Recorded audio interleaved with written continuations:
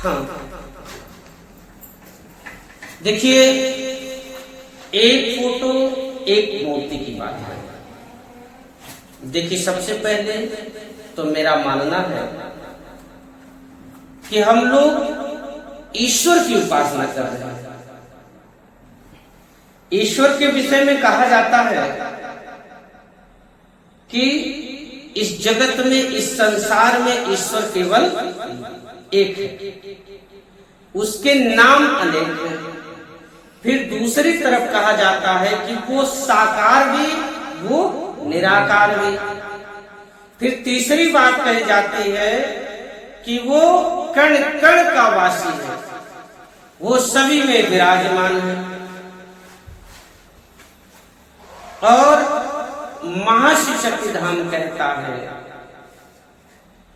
कि शक्ति इस जगत में, इस संसार में, इस सृष्टि में जब एक ही है, ये सब तो यही कह रहे ना कि ईश्वर एक है, रूप अनंत, रूप अनेक है। तो रूप अनेक है, तो देखिए यहां हमें ध्यान देना है, यहां हमें समझना है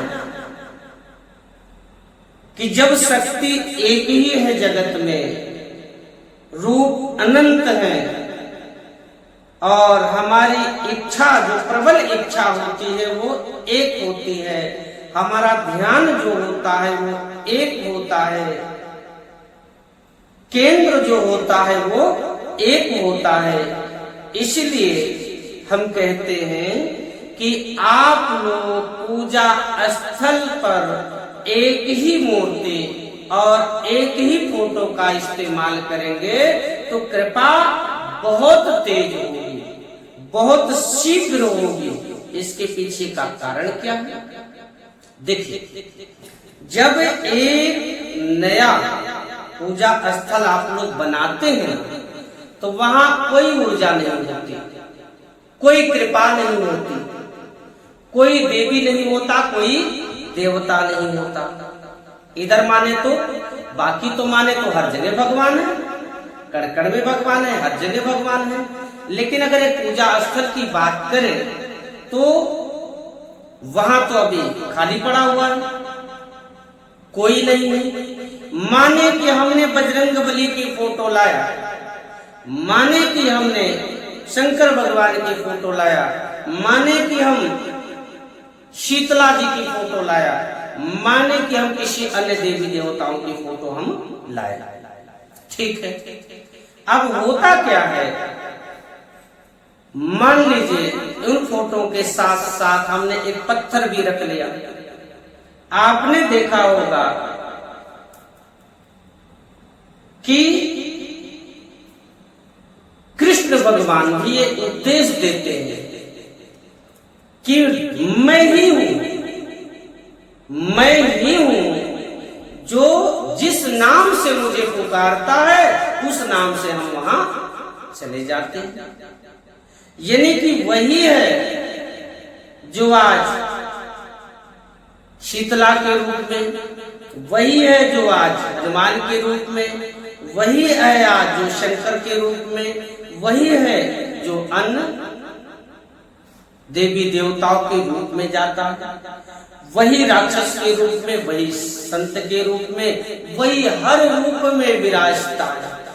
लेकिन आज हम चूंकि महाशिव शक्तिधाम में है तो हम तो महादेव की बात करेंगे, लेकिन जितने भी देवी देवता हैं सब ईश्वर के ही रूप माने जाते हैं।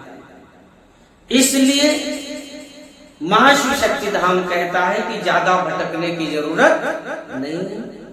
आप एक फोटो लें, दूसरी फोटो, तीसरी फोटो, चौथी फोटो लेने से क्या होता है कि हमारा ध्यान बंटता है। हमारा ध्यान बजरंगबली की ओर भी है, हमारा ध्यान शंकर भगवान की ओर भी है, हमारा ध्यान शीतला की भी ओर है, हमारा ध्यान दुर्गा जी की भी ओर है। जैसे आपकी 5 बच्चे हो जाएं तो आपका व्यवहार पांचों पे बट जाता है, हर बच्चों पे बढ़ जाता है। लेकिन मेरा क्या कहना है कि जब आप एक फोटो, एक मूर्ति रखेंगे तो पूरा भाव, पूरा प्रेम, पूरी श्रद्धा आप एक ही जगह लगाएंगे। ठीक उसी तरीके से जब आपके घर में केवल एक बच्चा होता है तो पूरा प्यार, पूरा दुलार, पूरा व्यवहार, पूरा सम्मान, मान, पैसा की आवश्यकता जो उसकी होती सब लुटा देते हैं आप उसी बच्चे पर। तो जब आप एक ही फोटो मूर्ति पर सारा व्यवहार लुटा देते हैं, सारा प्रेम लुटा देते हैं, आपका पूरा ध्यान जो है उसी फोटो पर केंद्रित होता है, यहाँ ध्यान की जरूरत होती है, यहाँ केंद्रता की जरूरत होती है। ध्यान आपका जब केंद्रित होता है, ध्यान आपका जब एक जगह होता है तो दिव्य ईश्वरीय कृपा पनपती है, क्योंकि आपका प्रेम, भाव, श्रद्धा सब हो गया। जब आप कई फोटो मूर्ति रखते हैं तो जब शक्ति वही है तो विभिन्न रूपों में आपके पास आती है। शीतला वाली फोटो में शीतला पनपी, शंकर वाली फोटो में शंकर पनपा, बजरंग वाली फोटो में बजरंग जी पनपे, गणेश जी वाली फोटो में गणेश जी पनपे। अलग अलग फोटो में अलग अलग ऊर्जाएं आती हैं। और एक चीज आपने देखा है, लोग क्या करते हैं, फोटो पूजा स्थल पर बहुत सारी मूर्तियां रख लेते हैं, बहुत सारे फोटोज रख लेते हैं, लेकिन करते क्या है देखिए जरा उनको।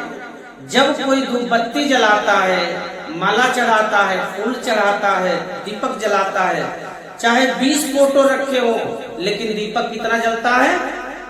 एक। धूप कितना जलाते हैं? एक।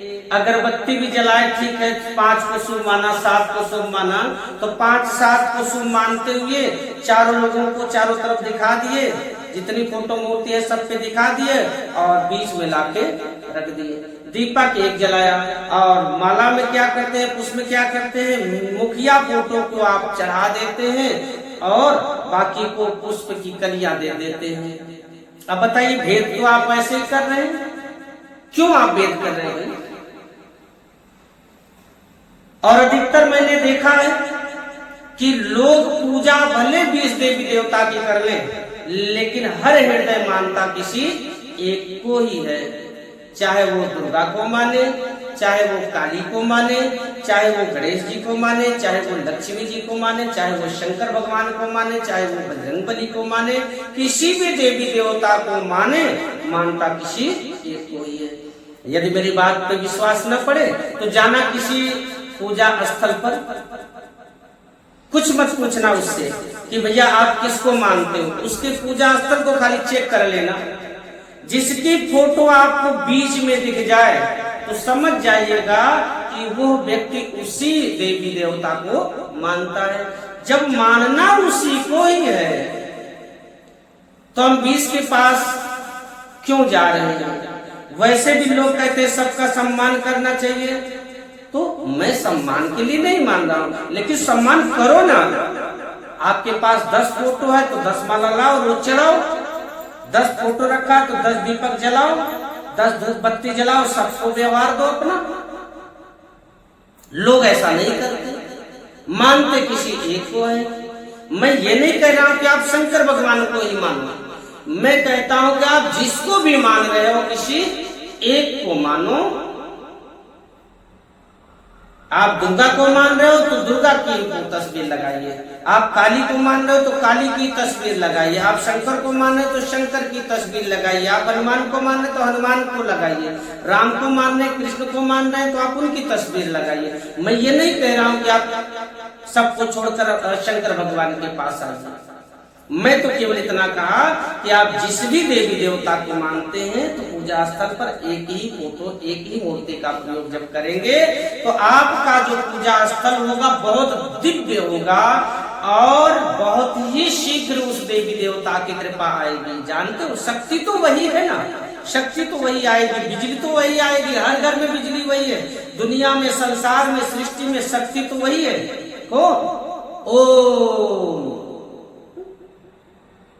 ओम से तो रचा गया संसार, ओम से बना सृष्टि, ओम से तो हुआ विस्तार। ओम के अलावा इस जगत में कोई शक्ति नहीं है, वही अलग अलग रूपों में आई है।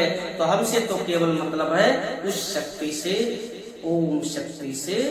इसलिए महाशिव शक्ति धाम संदेश देता है, महाशिव शक्ति धाम कहता है कि आप लोग एक ही पूजा, एक ही मूर्ति या एक ही फोटो का प्रयोग करें तो आपका पूजा स्थल बहुत ही लाभकारी, बहुत ही गुणकारी, बहुत ही दिव्य ऊर्जा आपके घर में प्रवेश करेगी और आपके घर में चल रहे संकट शीघ्रता के साथ मिट जाएंगे। जैसा भी संकट होगा, जैसा भी दुख होगा, हर प्रकार का संकट वो